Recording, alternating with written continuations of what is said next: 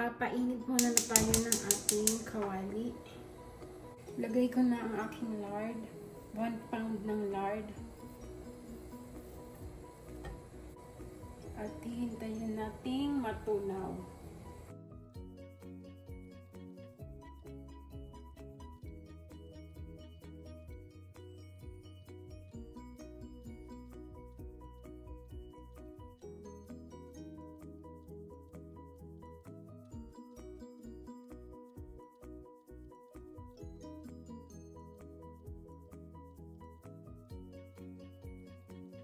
Ito na yung ating karne. Kailangan na patuyo ng maayos para di magtilamsik ang mantika. Mainit na ang ating lard. Pwede na natin ilagay ang ating karne.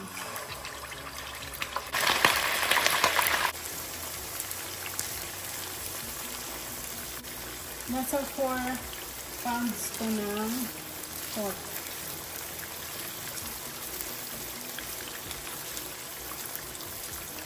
Pipirituhin to natin ng mga 30 minutes. Tapos, medium lang ang apoy.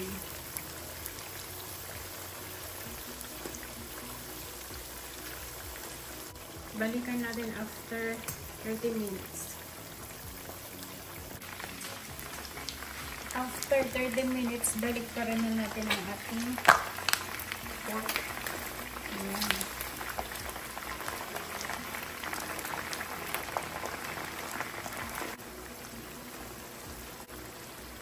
30 minutes ulit sa kabilang side.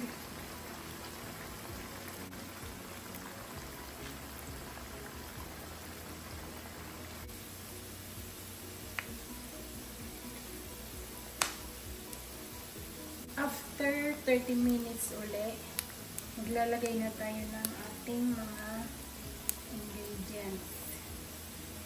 Bay leaves, garlic, sibuyas, orange, 1 cup orange juice, kalahati ng isang lata ng tobacco, 8 ounce ng Coca-Cola,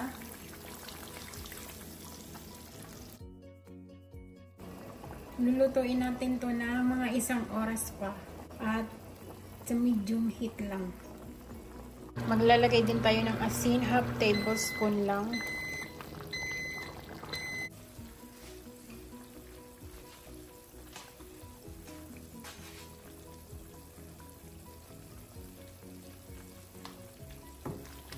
After 1 hour, ito na ang ating carnitas. Yan. Pwede na yan. Kailangan yung paglalagyan natin merong paper towel para mabawasan yung mantika. Pwede na to pang ulam. Yan ang ating authentic Mexican carnitas. Ngayon, maghihiwa tayo ng para sa ating carnitas taco.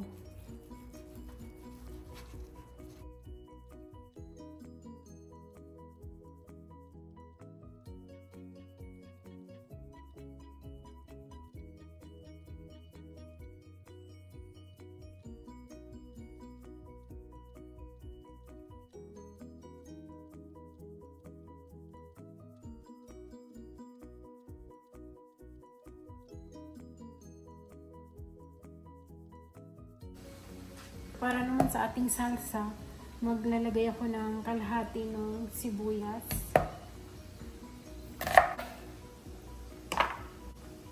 At maghihiwa din ako ng cilantro.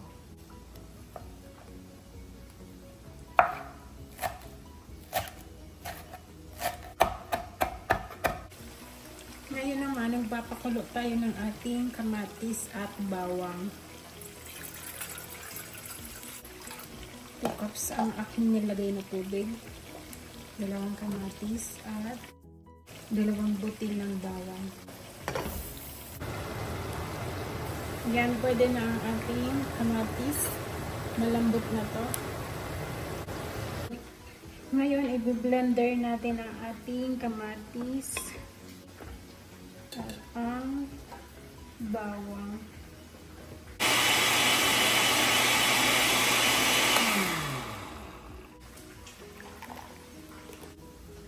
Gagawa tayo ng ating salsa.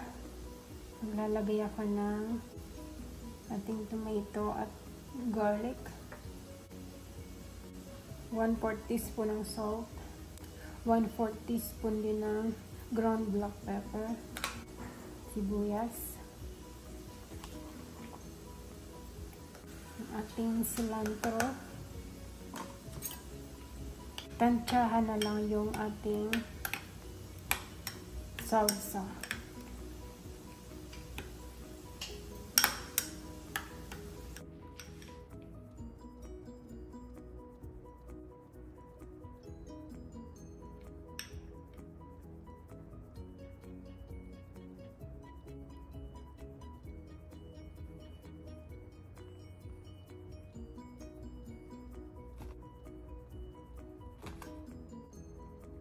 Ayan, ito na ang ating authentic Mexican carnitas.